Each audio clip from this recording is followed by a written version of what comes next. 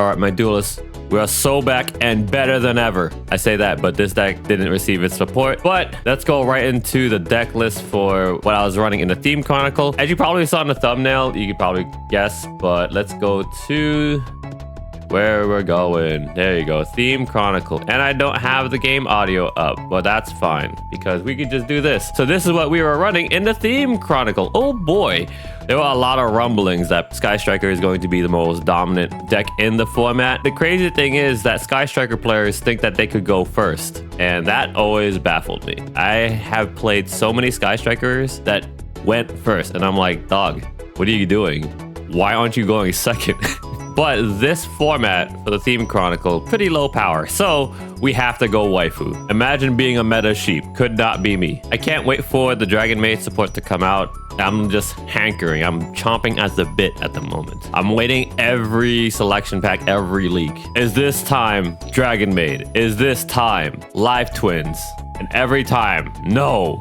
No and no. But let's go over the deck list real quick. Let's start off with the hand traps. We are running 3 Droll, 3 Ash, and 3 Imperm. And that's all the hand traps. We were just running 9, which is a dangerously low amount. Sadly, DRAGONMAIDs do need a bigger engine within their deck, and just DRAGONMAID by itself isn't the greatest, so we had to supplement it with a little bit of more tech cards. For this lower powered event for the Theme Chronicle, this does its job. So we're gonna go right into the main engine, which is the DRAGONMAID cards themselves. So we play 1 Nurse, 1 Kitchen, 3 Parlor, 3 Chamber, and 1 of each of the big dragon forms. So Ernest, Tink Hink, and Lopar. Those are the DRAGONMAID monsters that we are running. We are running 1 of each of the big dragon forms because of how well it synergizes with Hospitality and House DRAGONMAID. House DRAGONMAID is pretty crazy, especially when you do the battle step transformation at the bottom over here. This is not a hard once per turn. When another face-up dragon monster you control returns to the hand, you can target 1 monster your opponent controls, destroy it. It's a when effect, so it has to happen first. Usually in an open game state, it's going to be easier to do that, so you get that effect off. But let's go right into the spells and traps, because I kind of jumped ahead. We are running 3 Hospitality because if we have a maid in our hand that is not the big dragon form, or it could be the big dragon form, you could use Hospitality to summon the smaller dragon, send their bigger dragon into the graveyard, so I could set up their graveyard, because you want to have your big dragons in rotation. You don't want them in the main deck. You usually want them in the graveyard, so they could jump in and out of their dragon form within the battle phase, and you could get into some really cool combos with the big dragon form and their maid form. And if you kind of already have your combos in your hand, like if you don't need the Hospitality setup, it's good to check Ash if your opponent has it in the hand. So you could just use Hospitality and then you Ash it, okay, whatever, and then you just start your main combo plays if you already started cracked. Then we have the 1 of change over. You just really need the 1 of, to be honest. You can send it off Parlor, or you could add it off of Chamber's effect, but it just gets your fusion summoning in rotation, send it to the graveyard, and then when it's in the graveyard, you can target 1 DRAGONMAID monster you control, add this to the hand, and return that monster to the hand. I believe it happened in one of my replays where I targeted one of my DRAGONMAIDs on the field. My opponent got rid of the DRAGONMAID on the field, and I was still able to add it to the hand. So right after you fulfill the condition of targeting 1 DRAGONMAID, the next couple lines of text, it just automatically happens because you fulfilled the condition of targeting 1 DRAGONMAID. So you just add the card. That's a little bit of ruling knowledge for you guys. And we're finishing off with 3 Tidying. 3 Tidying because it's the best card in the deck, has an on-field effect and a graveyard effect, but unfortunately you could only use 1 effect on DRAGONMAID Tidying and only once that turn, so you can't use its on-field effect and then its graveyard effect within the same turn. You have to wait. It's fine because Tidying is just a crazy card, so we run it at 3. That's essentially the main engine that we're running for DRAGONMAID. And then here are the tech cards that we are running to supplement the DRAGONMAID engine. We are running 3 of Black Metal, 1 Red MD, then we are running the 1 of Light End, 3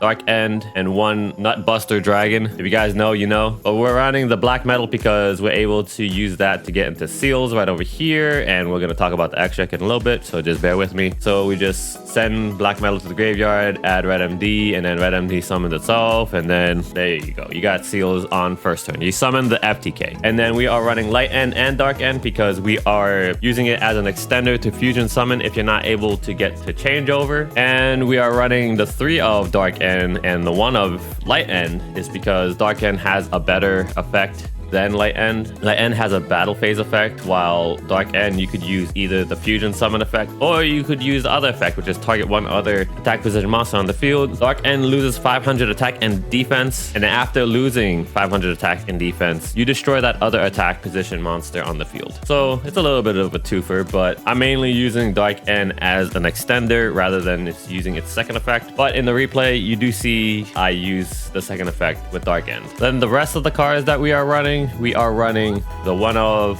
course, one of, because you're only allowed to run one of these.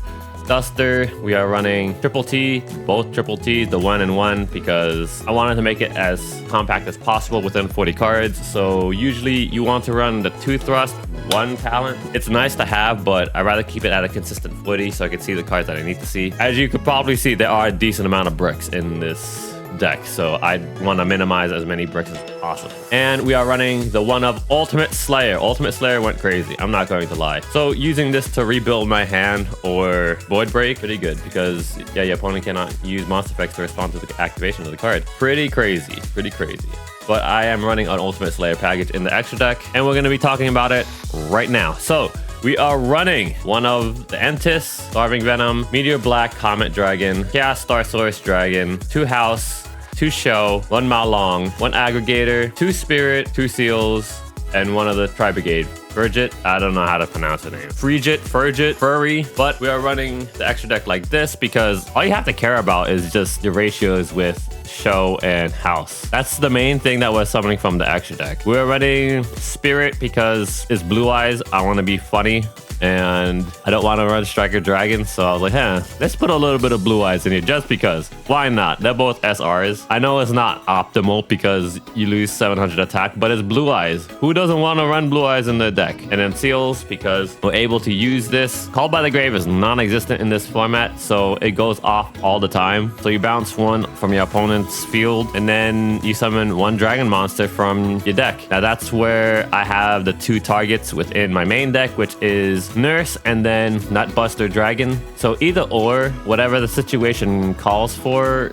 it's that. Nutbuster Dragon, on special summon, you could target up to 2 other cards on the field and destroy them. And then this card gets 600 per destroyed card. So it's a 1200 attack monster. And then usually when you're summoning Nutbuster Dragon, your opponent has committed something to the field. And at that point, maybe use their normal summon. So it just messes up the whole play. Nurse is just extra bodies on the field, setting up more of my Dragonmaids so I can get my bigger dragons in the graveyard, keep them in rotation, and yeah, that's pretty much why I run the Seals package. And that's how you get to the Seals package. You just use black metal. And then our Ultimate Slayer targets, which is Entis, Molang, Aggregator, and the Furry. Entis destroys a card on the field. Molang just bounces a card. Aggregator negates a card. Frigid, Furry, she just helps me rebuild my hand. I draw 1 and then put another card back into the deck. If I have a brick in the hand, oh, draw 1. This is a pretty good draw 1. Throw the brick back into the deck. And we are running these 3 because we have to get rid of a level 8 dragon within our extra deck so we could summon either Dark End or Light End Dragon. That's their summoning requirement that they both share. So you can see in the first line of text, you can banish 1 level 8 from your extra deck, special summon this card. So we have 3 targets, meaning we could summon